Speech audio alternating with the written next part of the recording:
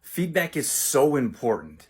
And I suppose, I mean, I'm talking about specifically for business owners and entrepreneurs, but in general, I suppose that'd be more advice. Even advice, it's so important if you want to grow and improve. The problem is that most feedback comes through in a negative aspect. And the thing is, like, most of our brains go to negativity first. And that's easy. Like, you could look at any social media platform, any type of post, any type of often conversation, it goes to the negative.